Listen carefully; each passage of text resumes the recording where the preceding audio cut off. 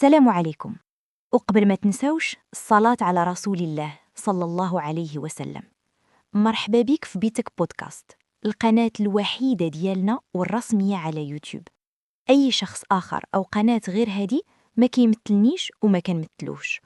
مرحبا بك في المكان اللي كنهربوا فيه من ضجيج السطحية لعمق المعنى. اليوم غنحلو ملف ثقيل، ملف كيقيس العمود الفقري ديال مستقبل وليداتنا، ملف صناعة الهوية. ملي كنقولوا فلان ولد الأصل أو فلانة بنت الأصل، الأغلبية كيمشي بالهم للنسب أو المال، ولكن في مدرسة الوعي الحقيقي الأصل هو المعدن، الأصل هو الموقف، الأصل هو أن ولدك يكون رقم صعب في معادلة الحياة، يكون فاعل ماشي مفعول به، يكون مؤثر ماشي متأثر.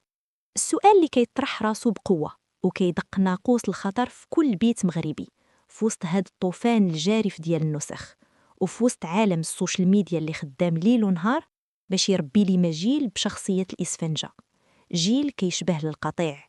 كيفاش نقدروا نربي وليداتنا يكونوا أسياد ريوسهم؟ كيفاش نزرع في بنتي أو ولدي السيادة النفسية باش وخا العالم كله يميل هو يبقى واقف وشاد في المبادئ ديالو؟ أخطر فيروس كيهدد الشخصية ديال وليداتنا اليوم هو أنهم ولاو كيستمدوا قيمتهم من الخارج ماشي من الداخل. الطفل ولا كيشوف راسو بعينين الناس ماشي بعينيه هو. الولد كيشوف اليوتيوبر الفلاني دار شي حركة كيبغي يدير بحالو باش يحس براسو كاين. البنت كتشوف المؤثرة الفلانية لبسات أو هضرات بطريقة معينة كتبغي تنسخ حياتها باش تحس براسها مقبولة. هنا الطفل كيفقد البوصلة الداخلية، كيتحول من إنسان مفكر ومبدع لمجرد مرآة كتعكس غير داك الشي اللي تحط قدامها. وهنا أختي الغالية، خاصك توقفي وقفة حازمة وتفهمي لولدك جوج قواعد في بناء الشخصية، وماشي غير تفهميهم ليه، خاصك ترضعيهم ليه مع حليب التربية. القاعدة الأولى هي تفهميه باللي الإلهام ماشي هو التقليد.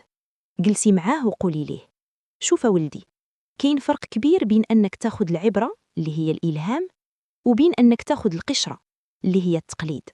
الإنسان الأصيل بحال النحلة، كتاخد الرحيق من كل زهرة، ولكن فاش كتدخل للخلية كتصنع العسل ديالها هي بلمستها هي. أما المقلد فهو بحال داك اللي كيلبس حوايج كبار عليه وكيتعثر بيهم وكيضحكوا عليه الناس وعمره ما كيرتاح فيهم، حيت ببساطة ما مفصلينش على قياسه. علميه أن القوة هي أنك تبني بصمتك الخاصة، أنك تستافد من تجارب الناس ولكن باش تبني دارك انت ماشي باش تسكن في دارهم. القاعدة الثانية، علميه باللي القيمة في الجوهر ماشي في المظهر. فهميه أن النجاح الحقيقي عمره ما كان في الأرقام ولا في الشهرة ولا في كثرة اللايكات ولا في شكون صوته عالي كتر. النجاح كاين في الأثر اللي كتخليه، الأثر الطيب اللي كيبقى فاش كتمشي انت. واش الناس كيقولوا الله يرحم من رباك؟ وهذا هو النجاح. دابا كيفاش نطبقوا هذا الشيء على أرض الواقع؟ كيفاش نحولوا هذه الهضرة للتربية اليومية؟ أولاً، علميه ما ينجرفش مع القطيع ويتعلم يقول لا. ملي يجي ولدك يقول لك: ماما ولكن كلشي صحابي دايرين هكا، كلشي كيلعب هاد اللعبة، كلشي كيقول هاد الكلمة، هنا جاوبيه بكل هدوء وثقة بعبارة واحدة خاصها تكون شعار في داركم: أولدي، انت ماشي كلشي، انت ربي رزقك بعقل باش تختار اللي غادي ينفعك ماشي اللي غادي يضرك. وإلا درنا شي حاجة ما مزياناش كل واحد فينا غادي يتحاسب بوحدو. وكبري فيه العزة المحمودة، علميه أن الاختلاف قوة وأن اتباع الناس في كل شيء هو علامة ضعف الشخصية. قولي ليه: السمكة الميتة هي اللي كتمشي مع التيار، أما السمكة الحية هي اللي كتقدر تعوم ضده. ثانياً، ربطيه بالمصدر الحقيقي، الله والعمل والمعقول. باش تحميه من التعلق بالأشخاص سواء كانوا مؤثرين مشاهير أو مقلدين، علميه أن المعقول هو اللي كيدوم، واعطيه مثال من الطبيعة. قولي ليه: شوف ولدي، ديك الرغوة اللي كتكون فوق البحر كتعلى وكتبان كتيرة وكتنتشر، ولكن دغيا كتختفي. أما الماء الصافي كيمشي في الساقية بهدوء بلا صداع، ولكن هو اللي كيسقي الأرض وهو اللي كينفع الناس. وهنا كنوصلوا لأرقى درجات التربية، وهي أنك تعلم ولدك التجرد. علميه أن العظمة الحقيقية هي أنك تخدم الرسالة وتخدم الهدف. واخا ما تكونش مشهور، علميه أن جودة البناء أهم مليون مرة من سمية البناي. علميه أن القيمة الحقيقية هي في إتقان العمل لله، ماشي في انتظار تصفيق من الناس. وثالثا، علميه الميزان الداخلي. ملي تلاحظي ولدك كيسولك ماما واش هادشي اللي درت مزيان، ما تجاوبيهش ديما بآه ولا لا، رجعي ليه السؤال وقولي ليه انت ولدي شنو كتقول الداخل ديالك، واش هاد الفعل كيشبه ليك، واش كيرضي الله. هكا كتنمي فيه الرقابة الذاتية وكتخليه يربي واحد الفلتر لداخل، باش غدا ملي يخرج للزنقة وتغيب عليه عينك تبقى عليه عين ضميره والوعي اللي ربيتي فيه. علميه أن السيادة هي أنك تكون حاكم على أفعالك، ماشي الأفعال والموضة هما اللي حاكمين فيك. ورابعا، كوني انتي المراية الصافية. هنا كنوصلوا لأهم نقطة أختي الغالية. وليداتنا راه كاميرات كيسجلوا، ما كيسمعوش لهضرتنا كتر ما كيشوفوا أفعالنا. إلا كنتي انتي كتهتزي قدام كلام الناس، أو كتجري ورا كل صيحة في السوشيال ميديا، أو كتقارني دارك وحياتك بحياة المؤثرات، راه بلا ما تشعري كترسخي فيه باللي القيمة كاينة برا. باش تربي سيد راسو خاصو يشوف في دارو سيدة راسها مرا رزينة وعارفة قيمتها عند الله، ما كيزيدها مدح وما كينقصها انتقاد أو لوم. هاد الحلقة اليوم ماشي مجرد نصائح تربوية عابرة، هادي أمانة حطيناها بين يديك، هادي صناعة الهوية لوليداتنا، هي الجهاد الكبير في هاد الزمان.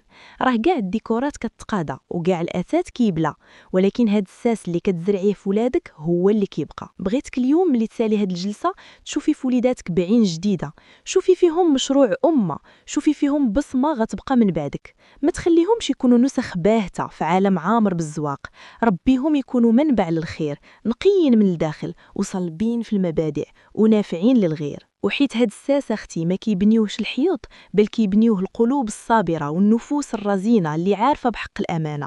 اهتمامي كان ومازال موجه للنساء اللي بغاو يستافدوا، الأخوات الأمهات اللي كل نهار كيحاولوا يبنيو الساس في ديورهم بالصبر، اللي كيغلبهم العياب النهار وكينوضوا بالليل يغطيو وليداتهم بابتسامة مخبية موراها جبال ديال تمارة. اهتمامي موجه لكل بنت الأصل اللي كتشوف باللي الوقفة في كوزينتها هي أمانة، وباللي الكلمة الطيبة لراجلها هي صدقة، وباللي تربية ولادها هي مشروع العمر. أما اللي عنده غاية أخرى فراه كنبغي نقول لك راك غالط في العنوان، حيت هنا ما كنبيعوش الوهم وما كنصنعوش الأصنام البشرية، هنا كنصنعوا الوعي. ما كاينلاش تقلبوا على السر حيت ما غتلقاوهش، حيت ما كاينش في الشكل ولا في التقنيه، السر كاين في الصدق وفي الامانه. كتقولوا كلام ما واعيينش به، كلامي هنا موجه لدوك اللي ولفوا يقتاتوا من المجهود البارد وعرق كتاف الناس. هنا عندي غير الامانه، والامانه ثقيله بزاف على الكتاف الهشيشه. قبل ما ندخل لهذا العالم ديال المنصات الرقميه كنت عارفه شنو فيه. للاسف ماشي كلشي زوين، ماشي كلشي اصلي، كاين بزاف ديال المحتالين وناس اللي كتحارب الحقيقه وكتشجع التفاهه تزيد. شحال ما كتر الضجيج وحاولوا يجرونا للقاع، خاصنا نبقاو راسخات على مبادئنا ومتشبتين بها، حيت اللي شاد في الحق ما كيخافش. الانسان سبحان الله غالبا ما كيفهم المعنى الحقيقي والهدف ديالو في الحياه حتى كيوصل للحافه، حتى الفراش الموت عاد كيطيح الريدو كيبان ليه شنو كان مهم وفين ضيع وقته. وهادو الله يهديهم مازالين في دار غفلون، ملاهين مع القشور ومع الماديات، وما عارفينش بلي الاثر الطيب والنيه الصادقه هما العمله الوحيده اللي كتبقى موراك ملي كتمشي. المشكله الحقيقيه معهم ماشي غير في افعالهم، المشكله هي النظره ديالهم لخوتهم. بالنسبه لهم الناس مجرد ارقام ومجرد مشاهدات ولايكات باش القناه تطلع، كيسعاو وكيطلبوا اللايكات، ما واعيينش بلي الا بدلتي مجهود وقدمتي فائده من نيتك غادي تاخدي الاجر اللي غادي ينفعك في الاخره في دار البقاء. كينساو بلي مورا كل شاشه كاين قلب كيتسنى كلمه طيبه، وكاين روح محتاجه للسكينه. حنا للاسف في زمن غريب كيسحب ليهم انهم نجحوا الا قدروا يلبسوا توب ماشي ديالهم، او يعاودوا نغمه سمعوها بلا ما يعيشوها. نساو باللي العهد اللي قطعتو معاكم من الاول هو ان هاد القناه صدقه جاريه ومجانيه لوجه الله، بينما هما العهد ديالهم هو المصلحه واستغلال جيوبكم. الاصل كيبقى بحال النبته اللي عروقها في الساس، واخا يجي اللي يقطع منها غصن ويغرسو في ارض غريبه كيدبال، حيت ما مسقيهاش بالصدق من النهار الاول. كنصحكم إلا واجهتوا بحال هاد الناس في حياتكم وغادي تواجهوهم في نجاحاتكم، ما تستسلموش ليهم، حيت اللي تابع الأثر عمره ما يكون سيد في طريقه. كان الأجدر بهم وكان الأشرف ليهم أنهم ياخدوا المعرفة ويبنيوا عليها، يضيفوا ليها من تجربتهم ومن شخصيتهم، ولكن حيت استسهشيش بقاو حاصلين في القشرة، بحال داك التلميذ الكسول اللي نقل الإنشاء من عند المجتهد، خدا النقطة ولكن بقى راسو خاوي. هادشي علاش خاصنا نربيو ولادنا باش ما يولفوش يتخباو في الظل، ربيه يكون شمس كيضوي بضوءه الخاص. يا بنت الأصل، مهمتك اليوم صعيبة ولكن انت قدها. حاربي التفاهة والمتطفلين ببناء الوعي في دارك، وما تخليش ولدك يكون نسخة باهتة في وسط الزحام. صنعي منه الأصل، علميه أن كلمته الخاصة وخا تكون بسيطة حسن 1000 مرة من الغوات بلا روح، وعلميه أن الزمن غير بال كيفصل الذهب على التراب. حنا هنا باش نعاونوك تبني هاد الساس، والباقي خليه الأيام هي كفيلة تبين الحقيقة. في أمان الله.